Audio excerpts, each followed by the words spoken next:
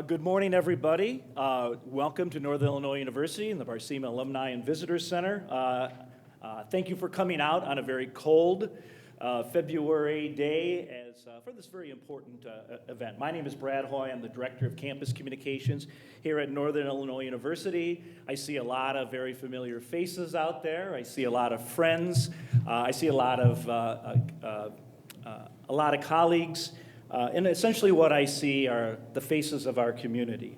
All of us here today represent a key constituency within our local community. We have education, representatives from municipal government, civic organizations, business, social services, and of course, faith communities. We are a community. We are a strong community, a strong region. And that strength is a result of the efforts of hardworking people like you and the different constituencies that you represent. The result of that is great success within our community, local partnerships in the areas of education, business, local government, social services. These collaborations and these partnerships are really the links that weave the fabric of our community. It helps us thrive, it helps our region be successful, and helps the strength of our state thrive and flourish. Just as we collaborate and work together to tackle challenges and move forward with the variety of initiatives that we're engaged, we're here today to encourage our leaders in state government to do the same.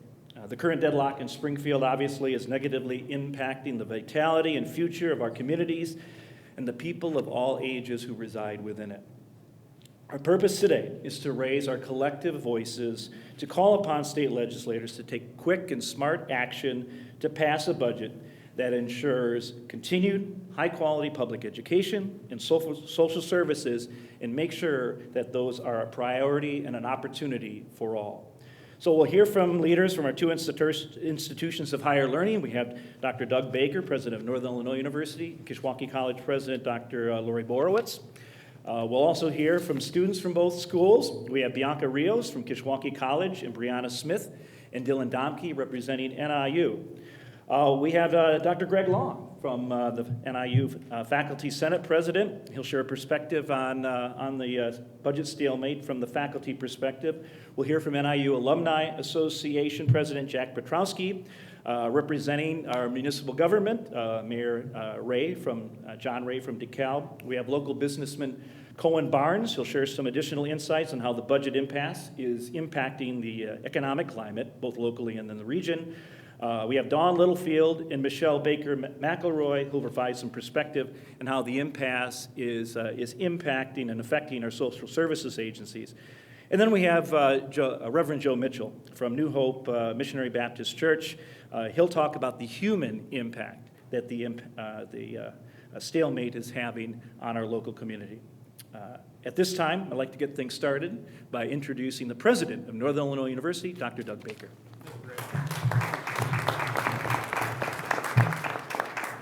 Well, thanks everybody for being here. It's really an important day, and it's important for us to get our voice out. Events like this are being held across the state at other universities in conjunction with the Coalition to Invest in Higher Education. The people gathered on this stage represent very different sectors of our community. We come from education, from government, from social services, from faith communities, and from the ranks of students. However, we all share one thing in common, a conviction that our state government needs to find a sustainable compromise that will allow us to continue providing our critical services for Illinois. After 8 months of stalemate, we've come together to call for a resolution because we firmly believe that when we speak as a community, we speak with a stronger voice. The impact of this stalemate on public higher education in Illinois has been severe already. The Illinois public universities and community colleges across the state have not received any state funding for fiscal year 2015 that began July 1st. Similarly, the state has not provided funding for the 125,000 MAP grant eligible students across the state. Some schools like NIU have been able to credit that cost for the students, and our belief is that we will be reimbursed by the state when it does have a budget. However, because of their fiscal challenges, some other schools have not been able to credit the MAP students in their accounts, and as a result, many students have been forced to drop out of college. This is creating a crisis of unprecedented proportions. For example, I suspect you all saw on the news, Chicago State University recently has declared financial exigency. That's the equivalent of bankruptcy in the public higher education sector. And they are planning on dramatic fiscal reductions just so they can get through this semester. Other universities and community colleges have had to resort to layoffs and have announced plans for furloughs and other major cutbacks. We are reaching the point where the damage to many sectors of public higher education in Illinois will be irreparable. The future of Illinois students, our communities, the workforce, and our social fabric are in jeopardy. As for NIU, I'm pleased to say that at this time we have no plans for layoffs or furloughs. However, make no mistake, like the rest of higher education in Illinois, and like everyone on this stage, the longer the impasse goes, the more serious this situation becomes. We need this crisis to come to an end. We've been able to maintain our operations and fulfill our mission because for the past 2 years, we've been working diligently to cut our expenses. We've completely overhauled our budgeting process. We've been very judicious in our hiring, scrutinizing every opening and leaving many unfilled, unfortunately. We've cut funding for projects across campus, and all but the most critical spending has been deferred. At the same time, we've seen an increase in our student retention rates and a high satisfaction rate from our graduates. So I want to thank all the faculty and staff at the university who have rallied in these difficult times to make the student experience an excellent one. We need you all to let the state government leaders know we need a sustainable budget resolution now. The legislature is in session today. Otherwise, our state representative, Bob Pritchard, and Senator Dan Severson would be here today. Both are advocates for higher education. I know they're in Springfield right now trying to do what they can to help solve the stalemate. I urge you to encourage your legislators, whoever they may be, to find a sustainable resolution now. Of course, NIU is not alone in feeling the fiscal pain of this budget stalemate. Joining me on the platform today are our students, educators, business leaders, civic leaders, social service providers, and others, all of whom are here to share their stories on how this impact has had damaging effects. And now I would like to shift and invite President Borowicz to come up to the podium and talk about, from her perspective in her first month at Kishwaukee College, what she's facing and what community colleges in this state are facing. Community colleges play a critical role in the fabric of the state, and I'm so pleased to have her here and have her as president of Kishwaukee College. Laurie? Thank you, President Baker. As he mentioned, this is my 5th week now here in the state of Illinois and as the president of Kishwaukee College, and it has been an interesting one. And I applaud NIU for putting this together in partnership with other agencies to speak to the challenges we are facing as we try to just make our communities stronger and better. I'm here today to kind of talk about the local impact of Kishwaukee College. Currently, we serve over 6,500 students. A third of our area high school graduates choose Kishwaukee College after they graduate from high school to start their higher education journey. At Kishwaukee College, 53% of our students receive some sort of financial assistance. It shows the diversity of socioeconomic status that we serve at our college, which is so important for moving the great state of Illinois forward. Last year, amongst our graduates, 60% work at businesses locally in the Kishwaukee College District. 95% of our graduates live, work, and pay taxes in the state of Illinois. We have a huge impact. Over 70% of students who transfer from Kishwaukee College transfer to Northern Illinois University. We are a great local economic engine. So what does all this funding mean to Kishwaukee College? And many of you probably saw the paper yesterday as we are starting our tough budget discussions. Almost $5 million of our $23.2 million budget comes from state aids. What we're facing with no money this year and looking at no money going into next year at this point in time, although we're certainly hoping that changes, but we've got a plan. We are having to reduce 17% of our workforce. 31 people at our college in the last 2 weeks have been told that they may not have jobs if this doesn't change. We're having 49 total positions at our college that will not be able to be filled come July 1st if things don't change soon. We serve hundreds, there are hundreds of people who work at Kishwaukee College, and not only do they work there, they live in our communities, they pay taxes, and they do things to help strengthen our communities. We need to support these people. We need to support our local area. Another big impact, Dr. Baker mentioned this a little bit, MAP grants, what an impact that is having. 383 students we're expecting to get MAP grants this year, totaling almost $250,000 that they've now had to find in other means. It is having a huge impact, and it's really affecting our students. One of those students that's been affected by not having MAP grant funding is Bianca Rios. She now will speak to us about what that impact is having on her. Thank you.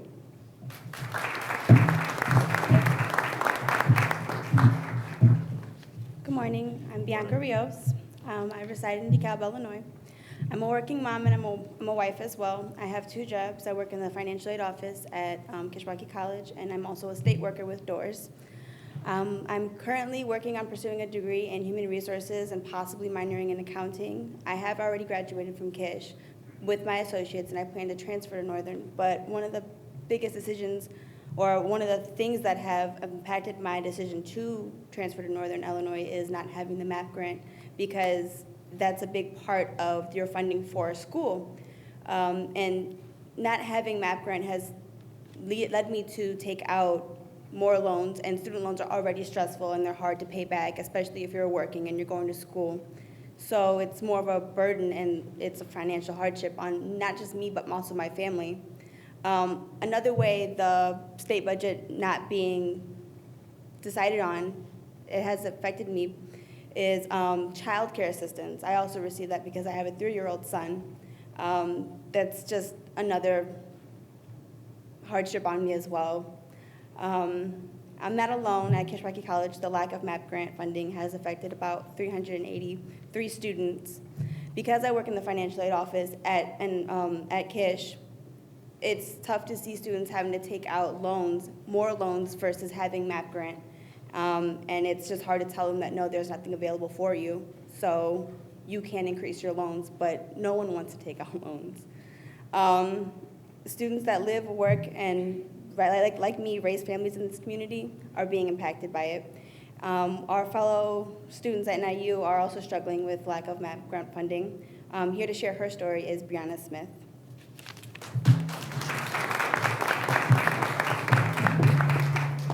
Good morning, everyone. Morning. When I think about what the MAP grant does and how it helps me, I think of it as pieces to a puzzle of my financial life. While I've been attending Northern, I get financial aid, including the MAP grant, the Pell Grant, and federal money. And I also get money from the school. And my mom and I do the little things that we can do to provide for me. When I went the other day and spoke with my academic counselor, he told me that I only have 1 year left before I graduate. If I do not receive the MAP grant, I won't be able to graduate because I won't be able to continue with my education.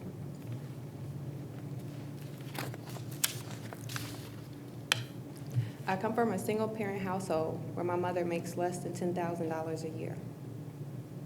For me, I really need the MAP grant, and so do almost 5,000 other students that attend Northern Illinois.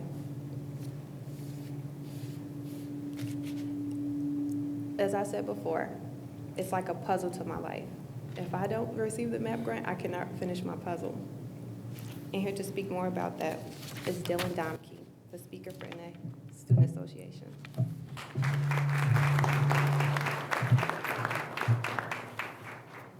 As you all have heard by these last 2 examples, the state legislators in the state of Illinois need to support Senate Bill 2043, which would fund MAP funding at 100%. As you've heard, over 5,000 students, over 25% of the Northern Illinois University population receives the MAP funding. These grants help these students pay for books, tuition, and other educational expenses that they would otherwise not be able to afford. These grants are especially important because currently Illinois has the 5th highest in-state tuition rate in the country, and over the last decade tuition has rose over 57%, again being one of the pace setters nationally. This hits minorities and first-generational college students the most. Without these MAP grants, they may not be able to afford school and won't be able to pull themselves or their families out of poverty. We, the students, are no longer just asking for MAP grants as a free handout. No, it's not that. We deserve MAP grants, and let me tell you why. MAP grant students are students that are achieving 4.0s. They're students that are active in their civic duties. They're presidents of organizations and clubs, and they are those who serve our DeKalb County community. Our student government president, Nathan Loopstein, is a MAP recipient. Our CAB president, Rain Daring, is a MAP recipient. These two students work day in and day out to ensure the best quality of life here on campus for every single individual student. Greek organizations took part in over 2,000 hours of community service. Members of the Alpha Phi Omega Eta chapter did 3,097 hours of community service last semester, which equates to about 130 days. Now, if you break that down, that's 32.6 hours per person. If a quarter of their population, that student organization, which potentially, because of the numbers, would receive MAP funding and they wouldn't get it, would disappear. That would leave an absence of 780 hours of community service, or 32.5 days, and that's just one semester. These are reasons why we need to fund MAP in Illinois. This is taking place in DeKalb, these efforts for community service and activists across campus, not only in DeKalb, but in Macomb and in Charleston and Urbana-Champaign and in Carbondale, across the state. We are not alone. We are all doing it as students. Overall, we also need a budget for the university, because where will students go with MAP grants if there are no schools open to use them at? CSU will close in March. EIU has laid off thousands, and others potentially across the state. These are numbers that we cannot sustain a system of higher education. This is why we need to support House Bill 2269, which funds universities flat. Not having a budget severely impacts what universities have to offer their students, and it will hinder their success in graduating on time, which is something that Northern Illinois University has pushed year in and year out. These cuts will slow graduation rates. They will hamper campus life activities, and they will take the fun out of college and drive even more students out of state, more than the state's already driving out already. We need flat fundings because universities have suffered cuts over the years. There has been a 57% increase in tuition over the last 10 years. Cutting education will potentially lead to another rise in tuition, something students just simply cannot handle. These immense economic impacts affect the community and the students as a whole. I want to offer my support to all of the professors, staff, faculty that may be affected by these cuts as well. Know that the students are here for you, and that we 100% appreciate the effort that you put in showing up to work every day to benefit our future, to make us better. Overall, we need to fund higher education, both in MAP grants and giving universities a budget. Ladies and gentlemen, the state of Illinois, I believe in the American dream, and the quickest way to achieve that American dream is by funding higher education, and we need to fund higher education now. Thank you, and I'd like to turn it over to Faculty President Greg Long.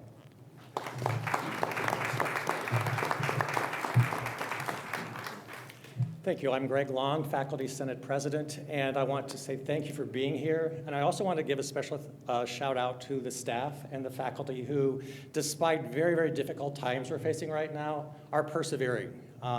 Obviously, we've not had situations like this before, and yet, as President Baker alluded to in his opening comments, faculty and staff are still making students feel welcome, still making students feel as though they have a place and a role here in the university. We are still working very hard to give the students the kind of experience that they deserve and that they're paying for, so that it is hard as a faculty member, hearing lots of concerns and very little opportunity to directly change things. On the other hand, this type of rally, our sharing of resources and ideas, is something that is incredibly valuable to us, because we do need to keep that sense of moving forward with some positive direction despite the challenges that we face. With that, I'd like to introduce NIU alum, Mr. Jack Patronski.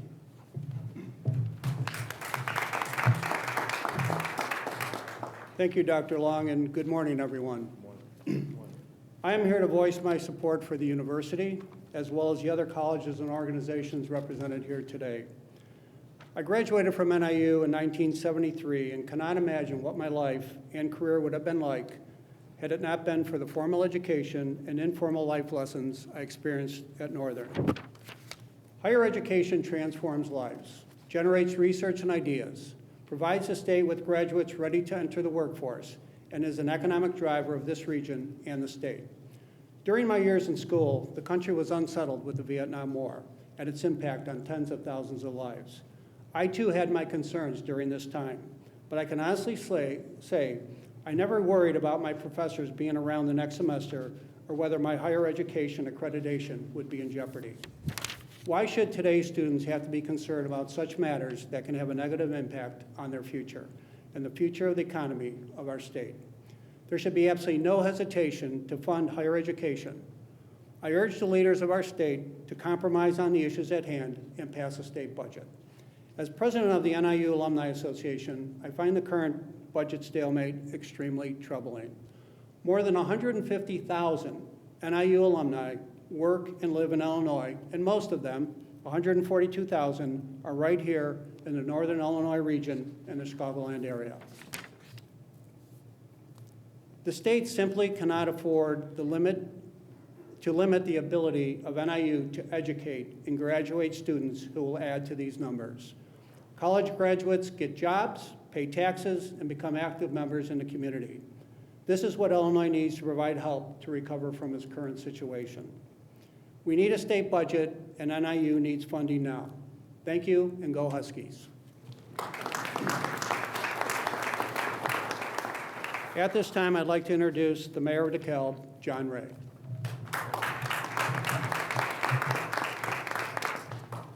I want to speak to the impact on our local economy of not having a state budget approved.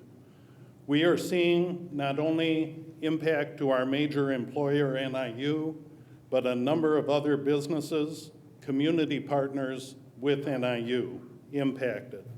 Recently, In-Home Services closed their operations. In Touch Home Care, because of lack of state funding, has chosen to close their sites in Illinois. Kish College is looking at job cutbacks. The DeKalb Public Library is not receiving $4 million of state funds that are in the bank in Springfield due to no appropriation process due to the lack of a state budget. This lack of funding requires local borrowing to finish the library expansion project. Mental health court program is delayed due to no disbursement of state funds. The DeKalb County Treatment Court Team has received approval for this program through Redeploy Illinois. It's administered through the Illinois Criminal Justice Information Authority, but it hasn't started. Had a state budget been approved, it could have started months ago.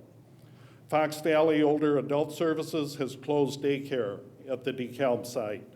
All of these add up and impact many citizens across the local neighborhood. Childcare services are stretching fund balances to keep the doors open, and a speaker will address that this morning. Through our area Metro West Council of Governance, representing Kane, Kendall, and DeKalb County municipalities, we keep abreast of state legislation.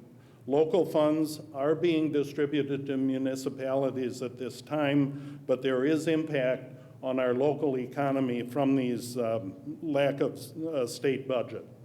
I strongly encourage our state legislators to negotiate and bring a solution to the table immediately to sustain local services at NIU and our other community partners.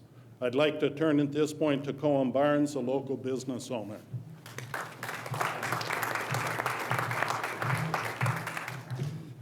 A lot going on in our state. As John mentioned, I own a local business here in town. We've been in business for 25 years. For 25 years, the state of Illinois has never directly impacted my business. There's been challenges on the state level, there's been challenges on the federal level, and that's just part of doing business. You figure out, how to adjust, you make the changes that you need, and you move on. But at this point, it seems like every time I turn around, my clients are reaching out to me that they cannot do that infrastructure upgrade. They cannot purchase what they need to purchase to move their business forward because of a lack of funding from the state. What do I mean by that? We have a lot of medical institutions that we take care of. One of them, 25% of his entire receivables are medical bills from state agencies that have gone unpaid. Another one, $60,000 he is owed by the state of Illinois. That's $60,000 that a business can invest in people and can invest in infrastructure. Makes them more profitable, which what does that ultimately result in? More taxes. The state of Illinois right now is impacting my clients and impacting their ability to be able to grow their businesses and pay taxes, and in turn it's affecting my business to grow it and pay taxes. This is a real issue that needs to be addressed and needs to be addressed soon, because we're not going to be able to move forward together unless we get this issue particularly resolved. I'm also an NIU alum. We hire NIU graduates, we hire Kishwaukee College graduates. My last hire was someone who went through NIU and received their bachelor's in computer science. Those are the kind of people I'm looking for. I need a university that's strong, that is attractive, and students that are coming to the university, graduating from, and looking for employment. I need those people to be successful in my business, so I need the state to figure out this issue and help Northern Illinois University. Ultimately, Thomas Edison had a great quote, "Vision without execution is hallucination." We know what we need to do. We have the vision. Now it's time together that we execute on getting this problem solved. At this time, I'd like to introduce Dawn Littlefield from our local United Way.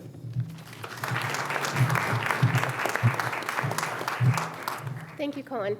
As Cohen said, I'm Dawn Littlefield, Director of United Way locally. United Way partners with dozens of nonprofit agencies across DeKalb County. In our role as collaborator and member of DCNP, the DeKalb County Nonprofit Partnership, we are seeing firsthand how the budget stalemate is harming community members in need of human services and the agencies whose mission it is to meet those needs. You may have heard that some nonprofit agencies are closing their doors across the state. Others are hanging by a thread, trying hard to preserve ongoing service delivery. The United Way of Illinois, our statewide association made up of 52 local United Ways, recently completed a round of surveys, first in July of 2015 and again in January of 2016, that show the deepening impact of the budget impasse on citizens across Illinois and on the human service sector overall. DCNP has been active at the local level tracking these statistics and calling for action. This is yet another call for forward progress. Results from the survey indicate human service agencies are at a critical point as they fight to deliver vital services and maintain operations amidst continued uncertainty. 85% of agencies reported either having to significantly reduce the number of clients they serve or having to cut programs. That number, 85%, is up from 34% reporting that in July. Others reported draining cash reserves or going into debt by utilizing lines of credit in an attempt to maintain solvency. 23% of agencies reported they'll struggle to operate at existing levels if this impasse continues through March. There is real damage being done to our human service infrastructure. The human service sector is collapsing without a budget. Agencies are at a tipping point from which some in the sector may not return. Local agencies are best positioned to help meet the needs of our present community across many spectrums. Nonprofit agencies are integral to our area's economic vitality alongside our business community, Kishwaukee College, and NIU. Our primary concern is that people in need in our state get the services that they need. We acknowledge that the state is facing fiscal challenges. Difficult decisions have to be made. We implore state leaders to work together to pass a budget as soon as possible to alleviate further disruption in operations that are negatively impacting citizens, especially our neediest individuals, and the agencies that are working so diligently to serve them. I'd like to now introduce Michelle Baker-McElroy, a childcare provider from Sycamore. Thank you, Don. My name is Michelle Baker-McElroy, and I reside in DeKalb. The budget impasse has forced many child care centers to close their doors, causing hundreds of layoffs and leaving families without access to child care. And for those of us who are fortunate enough to keep our doors open, we've had to combine classrooms, close classrooms, lay off staff members, and/or reduce hours, among other things, to balance our budget without a state budget. Every month has been very challenging. Although the crisis has caused me to be late paying my vendors and creditors, both business and personal, I do everything in my power to ensure the children receive the highest quality of care.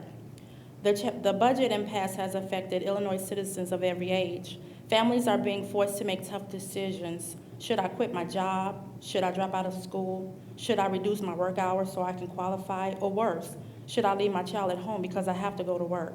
The Child Care Assistance Program is very vital. Without the Child Care Assistance Program, I would not be standing before you today. You see, because of the program, my husband and I were able to work full-time while I finished my associate's degree from Kishwaukee College in early childhood education and move on to get my bachelor's degree in early childhood education and become the proud owner of Once Upon a Time Childcare in Sycamore.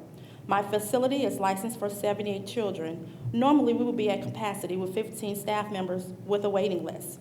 But due to the budget impasse, we currently have 60 children and 10 staff members. Our program is 90% state funded with hard-working families. It's been 225 days we've been without a state budget. But together we must hold our lawmakers accountable for the devastating cuts to our babies, our children, our teens, our seniors, people with disabilities, students, victims of violence, mentally ill, and many others in need of state services. President Barack Obama said, and I quote, "Change will not come if we wait for some other person or some other time. We must be the ones we're waiting for. We must be the change that we seek." I thank you for allowing me to be a voice to encourage others to call their local legislators and tell them enough is enough. We need to come together and pass a FY16 state budget that includes adequate revenue for fully fund our state most vulnerable people. Thank you.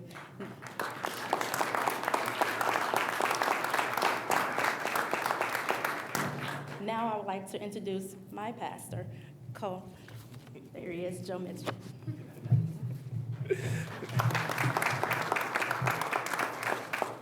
Good morning. We're not gathered here today as Democrats or as Republicans, as Christians, as Jews, as Muslims, or as atheists. But we are gathered here in this moment as humanity, as human beings who are all in need of basic needs, as unique individuals who are better because of the collective we. Now is the time for us to unite as humanity and engage in the action and dialogue to ensure the most vulnerable in the state have access to the resources that they need, to ensure our colleges, daycares, homeless shelters, abuse centers, and so many other institutions who have funding from the state get what they need so the residents of Illinois are well taken care of. We have to unite in this moment to make it a movement that pushes our legislators to put away their political egos and be public servants, to humble themselves and to compromise for the people they have sworn to serve. As we bring this gathering to a close, let's take a moment of silence to reflect, to pray, to meditate for those who are in need. And at the same time, think about our actions and our steps when we leave here today to ensure that this state gets the funding and the budget that it needs so people in need can be taken care of. Thank you.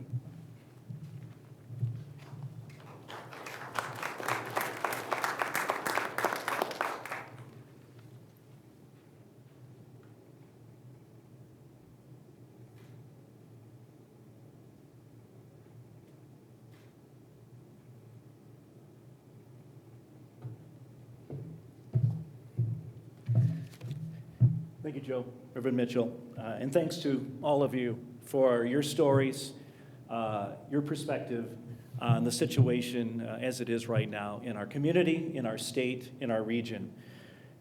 We have a reputation in our community of collaboration, of getting it done and being successful. And as I said before, I think our collective voices will be heard.